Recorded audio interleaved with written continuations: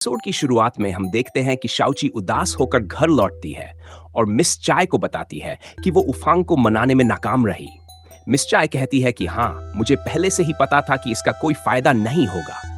अब हमें ये घर छोड़ना ही पड़ेगा और कहीं और जाकर रहना होगा। अंदर से शाओबू बाहर आती है और कहती है, देखो, कई घर हैं जहां हम रह सकते हैं। लेकिन फिर वो कहती है कि इनकी कीमत बहुत ज्यादा है और हम इन्हें अफोर्ड नहीं कर सकते। ये सुनकर शाओची कहती है, अब हम क्या करेंगे? शाओबू कहती है, लगता है हमें सड़कों पर रहना पड़ेगा। मिस चाय कहती है, मेरे रहते ऐसा नहीं होगा, हम जहां भी रहेंगे साथ में रहेंगे। ये सुनकर दोनों मिस चाय को गले लगा लेते हैं। अब ये लोग मिस चाय के कैफे में रहने चले जाते हैं, जहां पर कॉकरोच देखकर मिस चाय चिल्लाने लगती है, क्योंकि उन्हें कॉकरोच से बहुत डर लगता था। तो शाओची उस कॉकरोच को बाहर भगा देती है। फिर मिस चाय कहती है कि फिलहाल के लिए हम यहीं रहेंगे और ज्यादा मेहनत करके ढेर सारे पैसे कमाएंगे ताकि फिर से किसी अच्छी जगह जा सकें।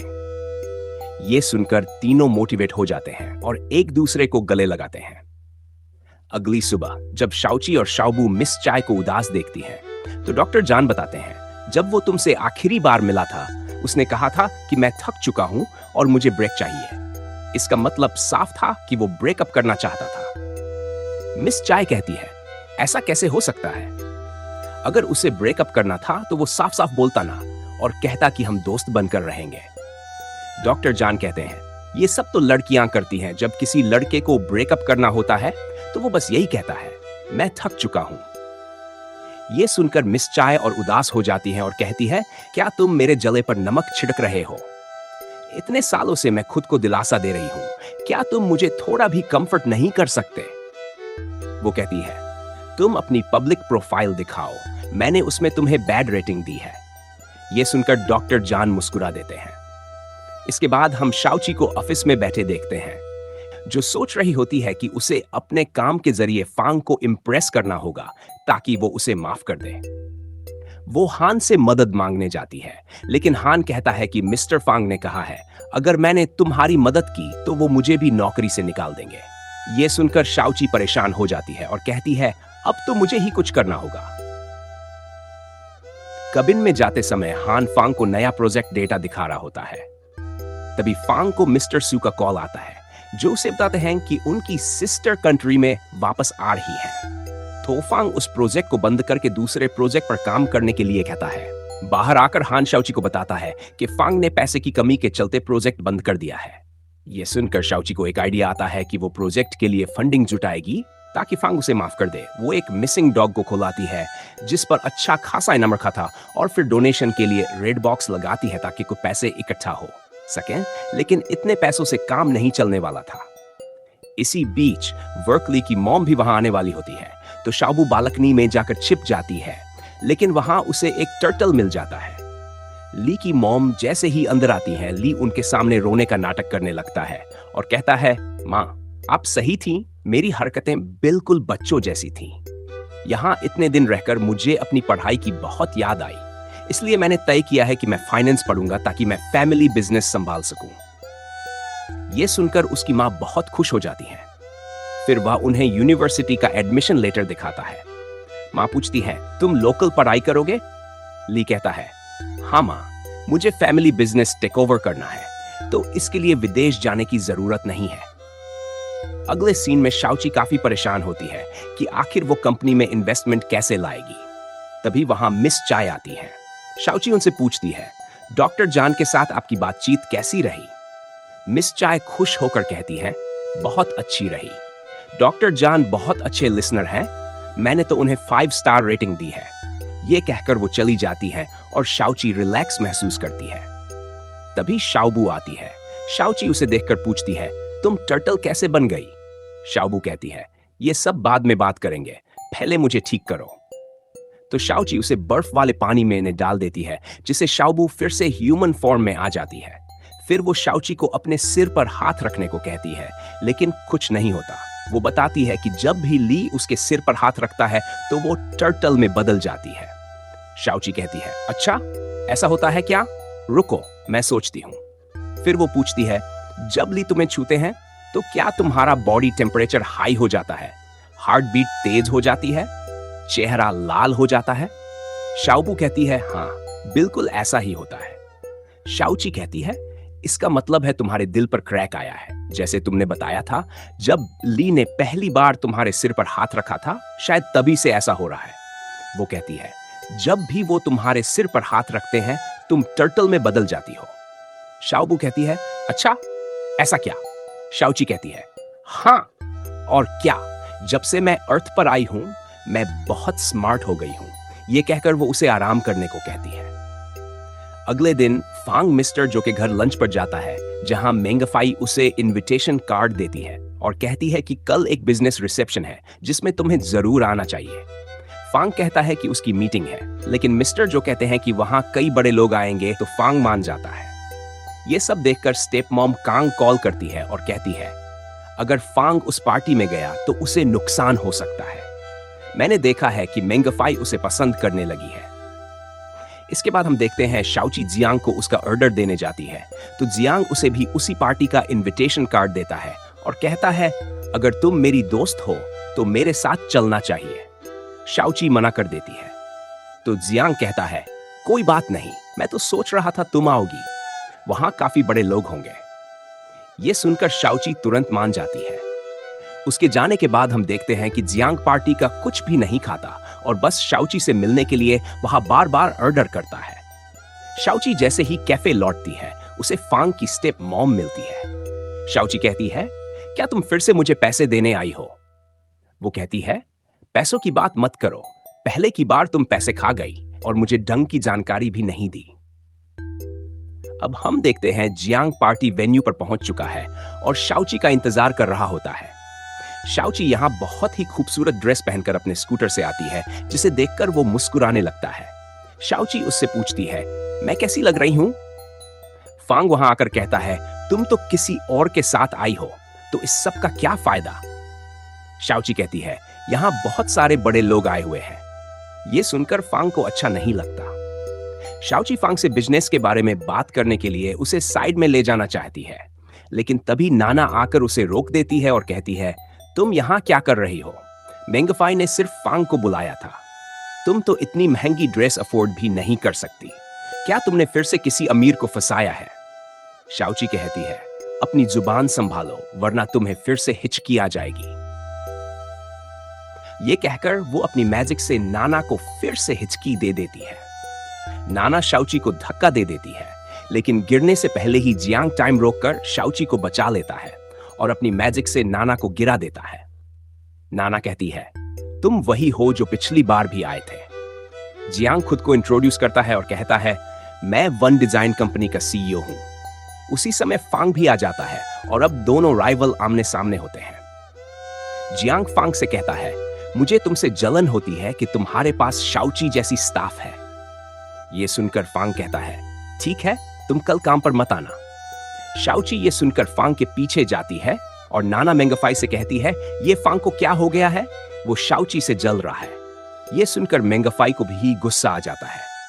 शाओची फांग के पास जाकर कहती है, क्या तुम अब भी मुझसे नाराज हो? देखो, मैं तुम्हारे लिए ये लाई हूं। वो उसे पेन ड्राइव दिखाती है, लेकिन फांग उसे नीचे गिरा देता है और कहता है, तुम एक ही वक्त में मुझे और जियांग को। शाओची कहती है, मैं यहां सिर्फ तुम्हारी कंपनी के इन्वेस्टमेंट के लिए आई थी, तो इसमें मैं सेलफिश कैसे हो गई? फांग कहता है, तो तुम इसलिए जियांग के साथ आई थी? शाओची कहती है, हाँ। तो फांग कहता है, अब मैं तुम्हें और नहीं देखना चाहता। यह कहकर वो चला जाता है और शाओची बहुत उदास हो जाती है। अब शाओची नीचे जाकर अपनी पेन ड्राइव ढूंढने लगती है, लेकिन वो उसे नहीं मिलती, तो वो और भी उदास हो जाती है। तभी जियांग उसके पास आकर उसे एक कैंडी देता है। शाओची पूछती है, क्या तुम्हें भी मैं एनोइंग लगती हूं? जियांग कहता है, बिल्कुल नहीं, तुम तो बहुत काइंड, क्यूट और फनी हो। फिर वो उसे समझाता है, हम हर किसी को खुश नहीं कर सकते। वो कहता है, जब मैं छोटा था मेरे कोई दोस्त नहीं थे और मैं अपसेट होकर गार्डन में बैठा हुआ था, तभी एक लड़की मेरे पास आकर मुझे कांडी देती है और स्माइल करके बोलती है। जब मैंने उसे स्माइल करते हुए देखा तो मैंने भी उसके तरह स्माइल बैक किया और तभी से मैं हमें स्माइल करता हूँ और मैं चाहता हूँ कि ऐसे ही हैप्पीनेस में पूरी दुनिया में फैला हूँ। इसलिए तुम्हारे फ्रेंड होने के नाते मैं बताना चाहता हूँ कि तुम्हें स्माइल करते हुए काफी अच्छी लगती हो। असल में जो जियांग की बचपन की फ्रेंड है वो कोई और नहीं है बल्कि शाओची ही थी। जियांग अब शाओची को उसके घर छोड़ने के लिए जाता है, लेकिन शाओची थोड़ा पहले कार रुकवाकर उसे बोलती है कि यहां से मैं खुद ही चली जाऊंगी, और वो अभी भी काफी अपसेट होती है। जियांग यहाँ पर अपनी बचपन की मेमोरी को याद करने लगता है कि कैसे जब वो अपने प्लानेट में एक एग्जामिनेशन में फेल होकर काफी अपसेट बैठा हुआ, तब भी शाओची उसके पास आकर उसे एक कैंडी देती है और बताती है कि ये अर्थ की कैंडी है, और वो उसे यहाँ पर हमेशा स्माइल करने के लिए भी बोलती है, जिस वजह से जियांग भी स्माइल करने लग जाता है। प्रेजेंट में हम देख कि जियांग ने अभी तक उस टॉफी का रैपर। अगले दिन हम फांग को बॉक्सिंग क्लब में देखते हैं, जहां वह अपना गुस्सा निकालने के लिए जोर शोर से प्रैक्टिस कर रहा होता है, जिससे उसका अपोनेंट काफी थक जाता है। तभी वहां पर जियांग आता है और वो उसे अपनी सच्चाई कहने को बोलता है।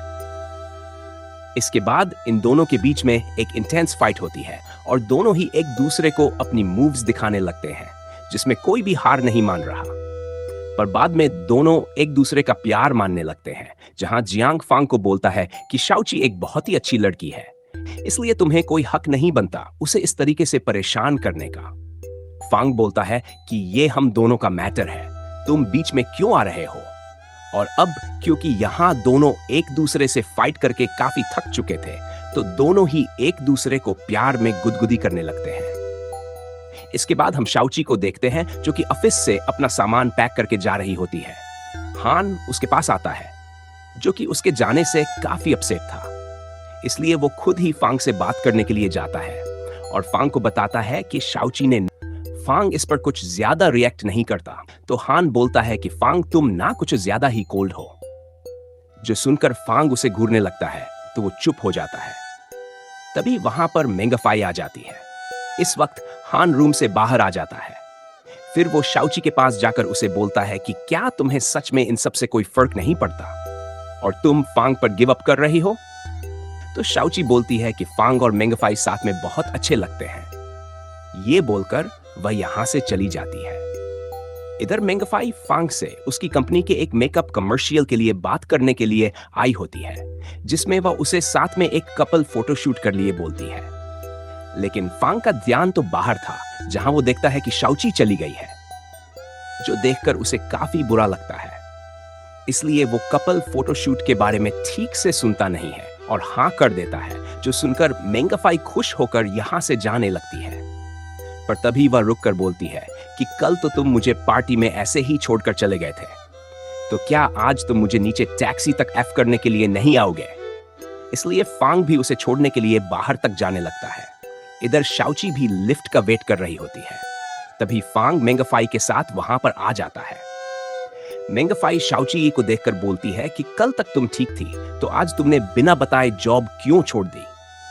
फांग बोलता है कि ये तो इसका डिसीजन है। तो मेंगफाई बोलती है कि कोई बात नहीं, तुम जहां पर भी जाओगी ना, काफी अच्छे से काम करोगी। जो सुनकर शाओची उसकी तरफ एक स्माइल करती है। लिफ्ट आने पर ही दोनों लिफ्ट के अंदर चले जाते हैं और फांग बाहर खड़े होकर काफी अपसेट हो रहा था। इधर लिफ्ट के अंदर मेंगफाई अपना असली रंग शाओची को दिखाती है और बोलती है कि तुम्हें क्या लगता है कि फांग तुम्हारा हो जाएगा? फांग के लिए तुम सिर्फ एक टाइम पास जैसी लड़की हो। अब शायद तुम्हें रियलाइज हो गया होगा कि तुम कहां स्टैंड करती हो, और अब मैं तुम्हें वार्न कर रही हूं, आगे से मुझे फांग के सामने दिखाई मत देना। जो सुनकर शाओची बोलती है, तुम भला इतना रूड क्यों हो रहे हो? और इतनी देर में वो सोचने लगती है कि वो उसे क्या जवाब दे। तब तक मेंगफाई वहां से चली जाती है। इधर हम ली को देखते हैं, जो कि यूनिवर्सिटी में पढ़ाई करने के नाम पर फाइनली घर से बाहर जाता है। स्टूडियो पहुंचकर वो काफी खुश होता है। तभी शावू उसे बताती है कि एक कंपटीशन होने वाला है, तो वो इसमें पार्टिसिपेट करे। पर ली बोलता है कि अरे इतनी भी क्या जल्दी है, अभी मुझे थोड़ा रिलैक्स तो करने दो। ये सुनकर शावू उसकी तरफ एक कुशन फेंक कर मारती है और बोलती है, रिलैक्स बहुत हो गया। ये सब बोलकर वो उसे पेंटिंग करने के लिए बिठा देती है। पर जैसे ही ली उसकी तरफ देखता है, तो वो उसकी सर पर एक टपली मारती है। इसलिए ली ड्रॉ करना शुरू कर देता है। फिर हम फांग को देखते हैं जो कि शाओची को इतना मिस कर रहा था कि वो ऑफिस के अंदर बार बार शाओची का ही नाम लिए जा रहा था। और हान उससे बार बार बताता है कि शाओची ने रिजाइन कर दिया है। इधर शाओची का भी हाल कुछ ठीक नहीं था। वो गलत गलत ऑर्डर्स को टेबल पर सर्व कर रही थी। ये चीज जब मिस चाय देखती है तो वो उससे बोलती है कि लगता है कि तुम कुछ ज्यादा ही थकी हुई हो, इसलिए तुम आज की छुट्टी ले लो। शाओची मना नहीं कर पाती है। तभी वहां पर जियांग आ जाता है जो कि उसे अपने साथ एक कैंडी वर्कशॉप में चलने के लिए पूछता है। ये देखकर मिस चाय उसे जाने को बोलती है तो शाओची उनके कहने पर रेडी हो जाती है। जियांग मिस चाय से पूछता है कि क्या शाओची अभी अपसेट है। तो मिस चाय बताती है कि हाँ, जब से उसने बड़ा जॉब छोड़ा है वो काफी परेशान है। और हाँ, ऐसा मत सोचना कि मैं तुम दोनों की सेटिंग करवा रही हूं। मैं बस इतना चाहती हूं कि तुम शाओची को बाहर ले जाओ जिससे उसे अच्छा फील हो, पर तुम सिचुएशन की एडवांटेज लेने की कोशिश मत करना। शाओची जैसे ही जियांग के साथ वहां पर पहुंचती है तो वो इतनी सारी कैंडीज देखकर काफी खुश हो जाती है और वहां मजे करते हुए वो जियांग के साथ काफी सारी फोटोज भी क्लिक करवाने लगती है। इसके बाद हम फांग को देखते हैं जिसे हान बताता है कि आपको मेंगफाई के साथ एक फोटोशूट पर जाना है जिसके लिए आपने आज सुबह ही प्रॉमिस किया था। लेकिन फांग उसे ये फोटोशूट कैंसिल करने को बोलता है। तभी उसे डॉक्टर जान का मैसेज आता है जो कि उसे जियांग और शाओची की साथ में फोटोज भेजते हैं, जो देखकर फांग काफी जलस होता है और बोलता है कि फोटोशूट कैंसिल मत करो, बल्कि उसकी लोकेशन चेंज कर दो कैंडी आर्ट शॉप में। इधर कैंडी आर्ट शॉप में जब शाओची गिरने ही वाली होती है तो जियांग उसे बचा लेता है। उसी वक्त वहां पर फांग और मेंगफाई अपनी टीम के साथ पहुंच जाते हैं। जब वह इन दोनों को इस तरह से देखता है तो काफी जलस होता है। जियांग उससे पूछता है कि भला तुम यहां क्या कर रहे हो। तो फांग बता देता है कि मैं यहां पर अपनी टीम के साथ फोटोशूट के लिए आया हूं। और क्योंकि फांग की टीम इस पूरी आर्ट शॉप को खाली करा रही थी, इसलिए जियांग और शाओची भी वहां से जाने लगते हैं। लेकिन तभी फोटोग्राफर उन दोनों को रोकता है और बोलता है कि तुम दोनों ना काफी फोटोजेनिक हो, तो क्या तुम भी फोटोशूट को ज्वाइन करोगे। जो सुनकर मेंगफाई बोलती है कि यह बिल्कुल भी अच्छा आइडिया नहीं है। लेकिन फांग बोलता है कि मुझे तो यह आइडिया काफी अच्छा लगा, और वैसे भी जियांग की कंपनी हमारी पार्टनर है, तो हमारी इतनी मदद तो कर ही सकता है। जियांग बोलता है कि अगर शाओची बोलेगी तो हम ये जरूर करेंगे, लेकिन शाओची इसके लिए मना कर देती है। तो फांग शाओची को प्रोक करने के लिए जानबूझकर बोलता है, यहां इतने कम टाइम में तुम दोनों की अच्छी केमिस्ट्री नहीं बनी होगी। जो सुनकर शाओची कहती है कि हमारी केमिस्ट्री बहुत अच्छी है और तुरंत ही फोटोशूट के लिए मान जाती है।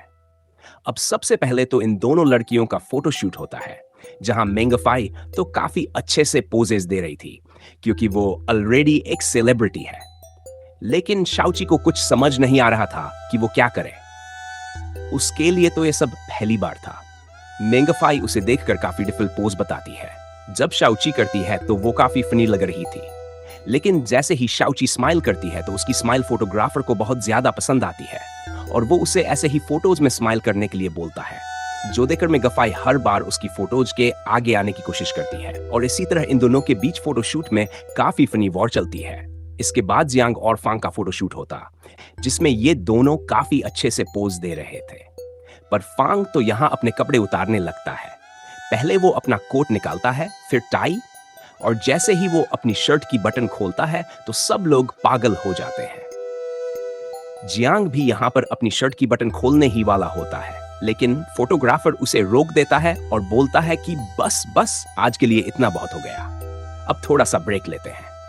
फिर इनका कपल फोटोशूट होता है, जिसमें जियांग और शाओची काफी अच्छे से पोज दे रहे थे और फांग इन दोनों को साथ में देखकर काफी जलस हो रहा था। जिसे जलस होता हुआ देखकर मेंगफाई फांग के ऊपर हाथ रख देती है। तो शाओची भी जियांग के क्लोज आकर फोटोज क्लिक करवाने लगती है। जहां शाओची फांग से दूर दूर भाग रही होती है तो फांग उसे पकड़कर अपनी तरफ खींच लेता है और बोलता है कि तू मुझसे बिना कुछ कहे ही चली गई। तो शाओची कहती है कि मैंने हान को सब कुछ बता दिया था। फांग बोलता है, मेरा क्या? शाओची बोलती है, तुम तो वैसे भी मुझसे नफरत करते हो ना, तो मेरे जाने से तो तुम काफी खुश हुए होंगे। तभी फांग उसे अपनी तरफ खींचकर बोलता है, ऐसा नहीं था, ये सब तो बस गुस्से में हो गया। और इस मोमेंट में फोटोग्राफर इन दोनों की काफी सारी फोटोज क्लिक कर लेता है और ये दोनों भी अब फोटोशूट को एंजॉय करने लगते हैं। जिन्हें इस तरह फोटोज खिंचवाते हुए देखकर जियांग और मेंगफाई दोनों ही काफी जलस हो रहे थे। इसके बाद हम ली को देखते हैं, जिसे पेंटिंग करने के लिए कोई भी इंस्पिरेशन नहीं मिल रही होती है। तो शावू उससे बोलती है कि कोई ऐसी चीज के बारे में सोचो जिसे देखकर तुम्हारे दिल की धड़कनें तेज हो जाती हैं। ये सुनकर ली शावू की तरफ बहुत प्यार से देखता है और कहता है कि अब उसे समझ में आ गया है कि वो चीज क्या है। शावू भी बड़ी खुश होकर उससे पूछती है कि बताओ क्या चीज। दूसरी तरफ कहती है कि तुम्हारा तो कोई बैकग्राउंड ही नहीं है, तुम मुझसे कैसे मुकाबला कर सकती हो। ये कहकर वो जाने लगती है, लेकिन शाओची उसे रोककर बोलती है कि तुम्हें मेरे जैसे लोगों से क्या परेशानी है। अगर तुम्हारा बैकग्राउंड नहीं होता तो शायद कोई तुम्हें जानता भी नहीं। हाँ, तुम थोड़ी खूबसूरत हो, लेकिन ऐसे खूबसूरत लोग तो सड़कों पर भी घूमते हैं। शाओची जियांग को देखकर उसके पास जाने लगती है, लेकिन तभी फांग आ जाता है। मेंगफाई पैर मुड़ने का नाटक करती है ताकि फांग उसके साथ रहे। इधर फांग शाओची के बारे में ही सोच रहा होता है। उसे वो पार्टी वाला पल याद आता है जब शाओची ने उसे पेन ड्राइव दी थी जिसे उसने गिरा दिया था। अब वह उस पेन ड्राइव को ढूंढने के लिए वापस उसी जगह जाता है, लेकिन वह नहीं मिलती। थककर वह वहीं बैठ जाता है। जियांग और शाओची साथ में घर आ रहे होते हैं। जियांग कहता है कि आज हमने बहुत सारी कैंडी खा ली, अब खुश हो जाओ। शाओची कहती है कि वो ठीक है, बस अपने घर को बहुत मिस कर रही है। जियांग मन ही मन कहता है कि चिंता मत करो, मैं तुम्हें जल्दी घर ले जाऊंगा। घर आकर जियांग सोच रहा होता है कि उसे मिशन छोड़ देना चाहिए क्योंकि शाओची बहुत कुछ झेल रही है। तभी उसका चीफ उसे टोकता है और कहता है कि अभी तक तुमने हार्मोन एलिमेंट्स कलेक्ट नहीं किए। अगर तुम्हें प्लेनेट का चीफ बनना है तो जल्दी काम खत्म करो। ये सुनकर जियांग सोच में पड़ जाता है। फिर शाओची शाओबू को बताती है कि फांग मेंगफाई को डेट कर रहा है। ये सुनकर शाओबू हैरान हो जाती है। शाओची कहती है कि अब हम हार्मोन भी कलेक्ट नहीं कर सकते, मिशन फेल हो गया। शाओबू कहती है कि चिंता मत करो, रिंग में अभी कुछ हार्मोन बाकी हैं। मैं उनसे सिग्नल भेज दूंगी और हम घर वापस जा सकेंगे। तब फांग हमें परेशान नहीं कर पाएगा। शाओची मेंगफाई और फांग को साथ देखकर बहुत जलन महसूस करती है और गुस्से में गर्म गर्म नूडल्स खा जाती है। शाओबू पूछती है कि क्या तुम जलन महसूस कर रही हो। शाओची हाँ में जवाब देती है। उसकी अजीब हरकतों से शाओबू समझ नहीं पाती कि अब क्या करे। फिर फांग को वो पेन ड्राइव मिल जाती है जिसमें शाओची ने कोलैबोरेशन का प्रपोजल दिया होता है। शाओची कहती है क्या उसने मुझे बेवकूफ समझा है जो मैं फिर से उसके पास जाऊंगी, और वह काम पर लौट जाती है। हान ये बात फांग को बताता है और कहता है कि शाओची ने कहा है कि वो बिजी है, बार बार डिस्टर्ब मत करो। साथ ही पेन ड्राइव की कीमत 200 RMB थी। फांग को सलाह मिलती है कि अगर शाओची से बात करनी है तो उसके रेस्टोरेंट से कुछ ऑर्डर करो। वह बहुत सारा खाना ऑर्डर करता है, लेकिन जैसे ही शाओची को उसका नाम दिखता है वह चिढ़ जाती है। वह खाना वापस भेज देती है, जो बड़ा फनी मोमेंट होता है। फांग ली को पैसे देकर कहता है कि अपनी गर्लफ्रेंड को डेट पर ले जाओ और 8 बजे से पहले मत आना। फिर से फांग बहुत सारा खाना ऑर्डर करता है। शाओची शाओबू को बुलाती है, लेकिन उसे पता चलता है कि शाओबू डूली के साथ डेट पर गई है। वह सोचती है कि अब मैं आवाज लगाऊंगी तो फांग जरूर आएगा, और ऐसा ही होता है।